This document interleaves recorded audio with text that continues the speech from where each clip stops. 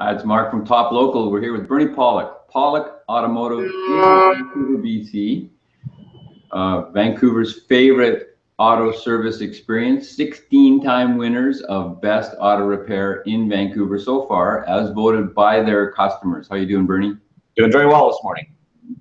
So we're going to talk about a Chevy HHR, a real bit of an uncommon vehicle. This is a 2008. You did an engine replacement on. What was happening with this vehicle? Well, this vehicle came to us. The owner of the vehicle had experienced some engine issues. It wasn't running well. The check engine light was on, actually running very poorly, quite roughly. Taking it to a GM dealer for a diagnosis, and they told him that his engine needed to be replaced. So he came to us for a second opinion on that. So what did you find wrong with the engine? Well, we found that the engine did, in fact, need to be replaced. There was no compression in number 3 cylinder, and number 4 was a little on the weak side. Also, when you take the oil cap off, there was a lot of blow by. There's a lot of pressure in the crankcase, which would indicate something perhaps more serious than just you can have low compression from, often it's a bad valve, but if you have like a lot of crankcase pressure, it can be, perhaps it's got a cracked piston or piston ring. So the engine itself is definitely in very bad shape. So what did you end up doing to repair the motor? So we put a used engine in the vehicle. That was the most cost-effective repair to do on the vehicles. We removed the old engine, put a used engine in. So how does a used engine compare with a new one? Well, cost is a huge factor. I mean, you get this HHR. It's not worth a huge amount of money at this point. It's a a 9-year-old, almost 10-year-old vehicle. It's a GM. It's not 150,000 kilometers. It's not worth a huge amount of money. So a rebuilt engine, would probably cost somewhere around the $4,000 range just for the engine itself. We were able to get a used engine for about $1,200, low mileage, 70,000 kilometers, so much more economical. The labor is pretty much the same to put a rebuilt or a used engine in, but the used engine is certainly much lower price. Now, a used engine is used, so there is a risk that we don't know how it was maintained. So you're buying something, there's a definite risk to it. The warranty is much shorter. Usually a rebuilt engine is 1 to 2 years, sometimes more of warranty. The used engine, 90 days. So there's a bit of a risk, but we do lots of them, and they tend to work out pretty well. Got a few pictures to share while we're at it. Here's our HHR engine, and actually I'm showing this. Well, this is a close. I'm showing these out of sequence, but this is actually a back view of the. When you do an engine change on this vehicle, you drop the engine and transmission assembly. It's all held on. It's called the cradle. It's the front cross member. They put everything together at the factory on this cross member, and we basically when we do the engine job, we just lower the whole cradle down with the engine and transmission. And this is a view of the steering rack.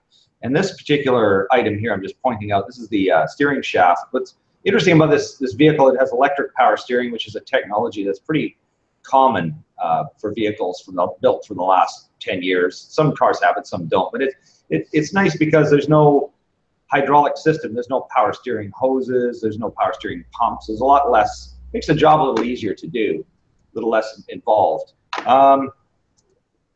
There's a larger view of the engine on the. This is actually a back view of the engine on the cradle. Still, this is the exhaust manifold. We got the valve covers here. The transmission sits over in this area, and then our last photo to show you would be a front view of the engine. There we go. There's a front view of the engine sitting on the cradle again, and there's a number of accessories, things like the alternator that need to be removed and transferred over. But that's generally what it all looks like on the I think if I close that, I think I'm back. Yeah, you're back. So I can't remember where we were for questions. So what was the vehicle owner's history with the car? Well, that's a good question. An interesting question. He had actually just bought this vehicle, and this could lead into a whole new hangout. But I've often said, if you're going to buy a vehicle, have it inspected, because you never know what's wrong with it. And I asked him, well, what happened with it? And he said, well, we bought it, and it had the check engine light on, so obviously the price was probably a little cheaper. He said, I figured it probably just needed some spark plugs. An expensive lesson in having a vehicle checked out beforehand, because you know, never make the assumption. I would always assume it needs the worst thing, and if it's something simpler, the better. But if you don't really know, get your vehicle inspected. I mean, save money. I don't want to talk about the price of the bill for this job, but you know, so there's a lot of labor to put an engine in, and also the catalytic converter was also damaged too because the engine had been running roughly for so long it damaged the catalytic converter. So you know, a lot of expenses. So how are the HHRs for reliability? I'd say they're fair. I don't say fair. You know, we don't service a lot of them because they're not the most common vehicle. But this engine, by the way, came out of a Chevy Cobalt, so the drivetrain, you know, is very similar to a lot of other GM vehicles. You know, they're fairly reliable. Not a lot goes wrong with them. But you know, we had an HHR that was only a few years old, where actually the front exhaust pipe was cracked and leaking and needed to be replaced. And just things like that strike me as not great quality, but you know, I'd say they're sort of below average, but not bad vehicles. Inexpensive, possibly.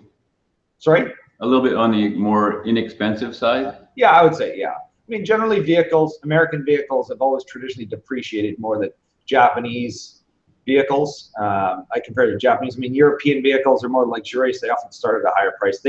Many of them depreciate very quickly as well, but it seems like Japanese for depreciation are the least, and American vehicles are definitely pretty high. So you can get good deals on them.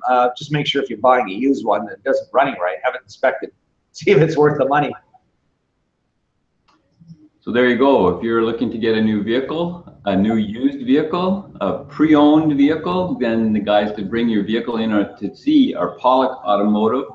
They'll give you a good idea whether it's a useful buy or not. Or if you just need service on your vehicle, your check engine lights on, get it into somewhere so that they can look at it. It's not something to be driving around with on all the time.